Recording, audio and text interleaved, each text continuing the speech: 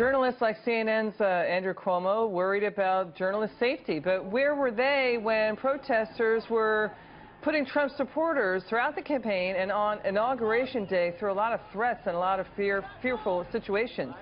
We have shined a light on that on this show. Watch. A 4-time deported illegal alien that had done 5 years in prison for attempted murder and had a 15-year rap sheet just pulled up next to Spencer and randomly blew his brains out. Joshua went to school one day, and unbeknownst to me, a classmate asked him for a ride home. We found out at the trial that his intent was to murder Josh for his truck. He brutally beat him, crushed his face and voice box. He beat him in the head with a closet rod 4 times until it broke. He strangled him over and over again, tortured him. He tied him up like an animal, dropped him in a field, and set him on fire. An illegal immigrant, intoxicated, hit him from behind, going probably 120 miles an hour.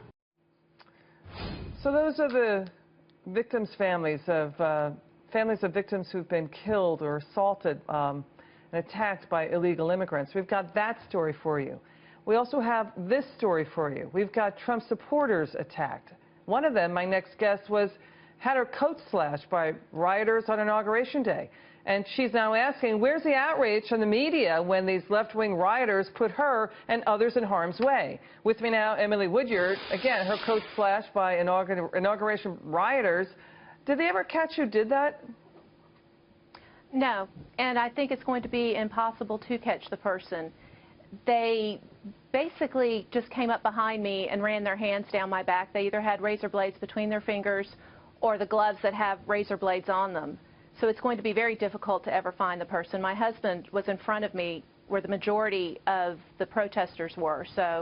But at that point, we were pretty much surrounded. You know, Emily, we've had you on a number of times. Is anybody else in the media worried about you, or did anybody else cover your story? No, I've had some things said about me, but nobody's ever worried about me except my family. Wait, who's make sure I was okay. Who's saying what about you?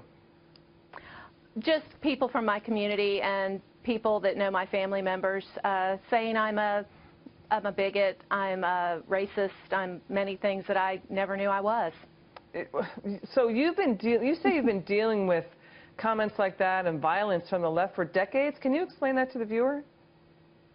Well, back in 1988, I was at Ole Miss, and General came to the university right after Iran-Contra, and he was speaking, and a protester started heckling, harassing. I was there to listen to what Oliver North had to say, not what a protester had to say, and I said something about it, and I received backlash from a couple professors and some students on campus afterwards. And my father and father-in-law were Vietnam officer, Air Force officer and an Army officer during Vietnam, and they received it during their time then too. What happened with your dad and your family who fought in Vietnam?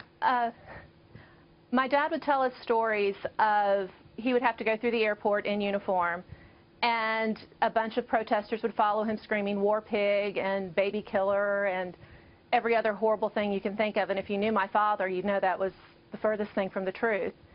And I got very upset, and I asked him, I said, "Daddy, what did you do?" And he laughed. He said, "I went into the bar with the other war pigs. If there was 2 of us, they would never speak." So, you know, it is. And yeah, go ahead. That's the kind of logic I use. Yeah, it's a disgrace what happened with our Vietnam War vets. It's disgraceful.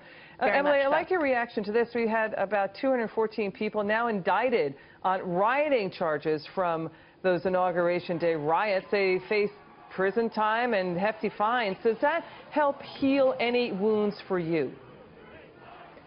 I don't know if I would necessarily say I have a wound or I'm a victim, because a victim means I've given them the right and responsibility over my life, and I haven't. So I'm happy that there is consequences for actions. I teach my children there's consequences for actions. So it's good to see that these people who maliciously destroyed other people's property, who physically and verbally attacked others, are facing the consequences for their actions. All right. Emily Woodyard, thank you so much for your time. Please come back on the show. We love having you on.